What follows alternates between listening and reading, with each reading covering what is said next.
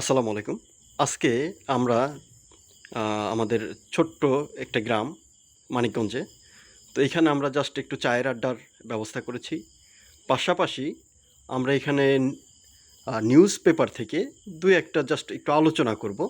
যে আসলে আলোচনাগুলো দেশটা আসলে মূলত আমাদের কি হচ্ছে, কোন দিকে যাচ্ছে, এইসব বিষয় নিয়ে ছোট, ছোট আলোচনা। আপনাদের সবার কাছে একটা রিকোয়েস্ট, কেউ নেগেটিভলি নেবেন না, হ্যাঁ? তো চলুন আজকে আমাদের এই যে বহুল আলোচিত যে তৌহিদ আফ্রিদি, তৌহিদ আফ্রিদির একটা মেসেজ আমরা এখানে একটু পড়ি। বহু নারীর জীবন নষ্টে তৌহিদ আফ্রিদি, হ্যাঁ?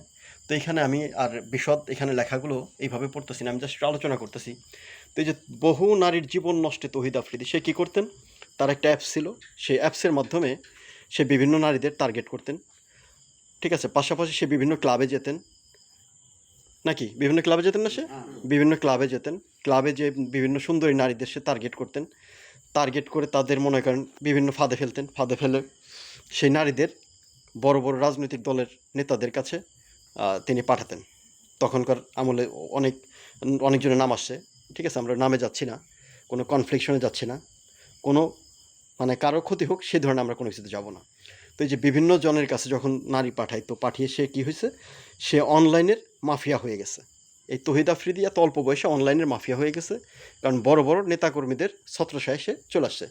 তাহলে এই যে আসছে বর্তমানে যে তার এই যে অবস্থা, এখন যে সে আপনার এই যে রিমান্ডে আছে, তো এই অবস্থাতে আপনাদের কার কি মতামত একটু জাস্ট যদি বলতেন? আপনি বলেন, আপনার মতামত কি? এটা কি আসলে ওর এটা ঠিক আছে না ঠিক নাই? আসসালামু আলাইকুম। ওয়ালাইকুম আসসালাম। কারণ এটা তহিদ আফ্রিদ যেটাই করেছে হুম, হুম। সেটা তার মনে হয় একাত্মতা ছিল না। যেমন? নারীদেরও এর সম্মতি ছিল। আচ্ছা, আচ্ছা। তো সেখানে এককভাবে ওরে এগুলো এখন মাফিয়া ডন, অমুক ডন এই সমস্ত মন্তব্য করা হয়তো মনে হয় ঠিক না। মানে আপনি বলতে চাচ্ছেন ও যে মানে অবস্থায় গেছে সেই ক্ষেত্রে নারীদেরও ভূমিকা ছিল। নারীদের ভূমিকা ছিল। আচ্ছা, আচ্ছা। যাক আলহামদুলিল্লাহ। আচ্ছা আমরা এই ফাঁকে একটু চা নিয়ে নিই। একটু চা নেন। হ্যাঁ, নারীদেরও ভূমিকা ছিল। ভাই চা নেন। নারীদের ভূমিকা ছিল। আচ্ছা, এখন আমার ছোট ভাই কিছু বলুক। আচ্ছা। ভাই যদি তোমার কোনো কিছু বলার থাকে বলো। আর না বলা থাকলে তুমি স্কিপ করে যাইতে পারো, সমস্যা নাই। আসলে এটা আমার ভাই আছে, ভাই বলুক, আচ্ছা। তারপরে দেখা যায়। আসসালামু আলাইকুম। ওয়ালাইকুম আসসালাম। ঘটনা কি এই তো আমাকে যদি নারী নিয়ে এত বড় বড় এমপি মন্ত্রীর কাছে যদি পয়সা থাকে হুম, হুম। এই তো এক নম্বর দোষী আমি মনে করি। আরেকটু সাউন্ড দিয়ে বলতে পারি। আরেক এই তো তৌহিদ আফ্রিদি। তৌফিক আফ্রিকা যে নামটা হ্যাঁ, যে তৌহিদ বড় আফ্রিদি বড় একটু বানান করতে একটু কষ্টই হচ্ছে। বড় আমরা আসলে গ্রামের সাধারণ তৃণমূল মানুষ তো, বড় কেউ বড় ভুলভাবে নেবেন না। বড় বড় যে এই যে এমপি মন্ত্রী বোয়াল গাছে দিচ্ছে হ্যাঁ, হ্যাঁ, ওইভাবে যে উপরে ধাপে করছে হ্যাঁ, হ্যাঁ। এদের তো একটা করা বিচার করা উচিত। এখন তারা তো ম্যাক্সিমাম পলাতক।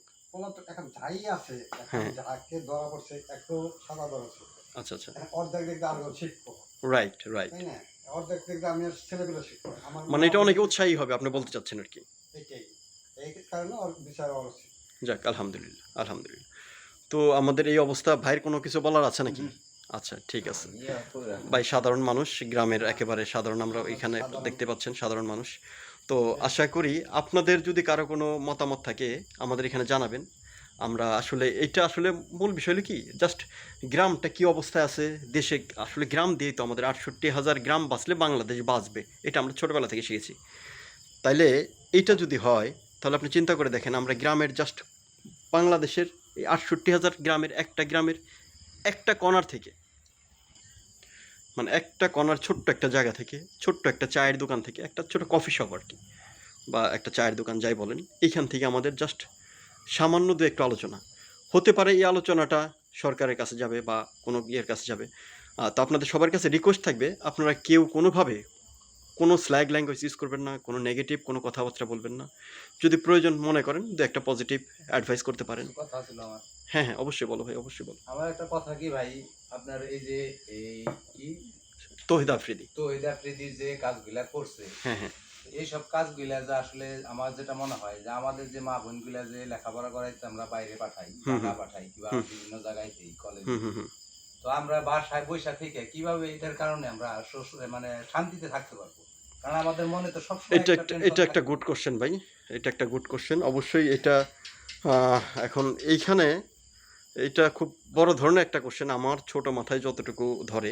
এটা হলো আমাদের সবাইকেই যার যার জায়গা থেকে একটু সতর্ক থাকতে হবে, ঠিক আছে? আমাদের খেয়াল রাখতে হবে যে আমাদের ওইখানে আমার মেয়ে আছে বা আমার বউ আছে বা আমার ভাগ্নি আছে বা ভাস্তি আছে, যে আছে ওদের একটু নজরে রাখতে হবে। প্রয়োজনে এখন যেভাবে যতটুকু সতর্কতা অবলম্বন করা যায়, প্রয়োজনে তাকে স্কুলে বা কলেজে বা যেখানে হোক, আমাদের ওইখানে যে রিলেটিভ থাকে, হয়তো আমরা সবাই গ্রামে থাকি অনেকেই, ওইখানে যে রিলেটিভ থাকে সেই রিলেটিভের হেল্প নিতে হবে, যে ভাই বা বোন তুমি একটু আগায় দিয়ে আসো, ওকে একটু আগায় থেকে নিয়ে আসো।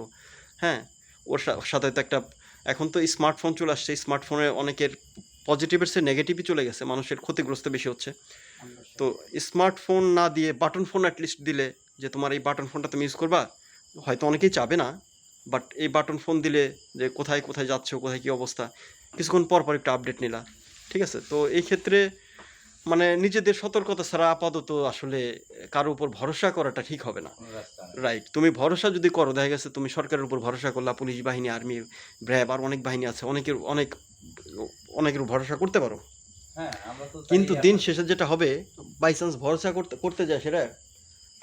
করতে যায় সেটা হইলো কি, তোমার আমার যে কলিজার টুকরাটা থাকে তার একটা ক্ষতি হয়ে গেল। তো এই মুহূর্তে আসলে এটা আমার মনে হয় একটু নিজেদের সচেতন হয়ে চলা উচিত, এটাই আমার কাছে মনে হয় আর কি। তো আর কারো কোনো কিছু কি বলার আছে? হ্যাঁ, না, এই পর্যন্তই, আজকের মতো এই পর্যন্ত। যাও, আপনাদের যদি কারো কোনো মন্তব্য থাকে তাহলে আমাদের অবশ্যই কমেন্ট করে জানাবেন। আমাদের এই ছোট্ট চায়ের আয়োজনে জাস্ট একটু আলোচনা করা, হ্যাঁ, দেশের কী অবস্থা আছে, দেশ কোন দিকে যাচ্ছে, এতটুকুই, এছাড়া কিছু না। ভালো থাকবেন। আসসালামু আলাইকুম ওয়া রাহমাতুল্লাহি ওয়া বারাকাতুহু।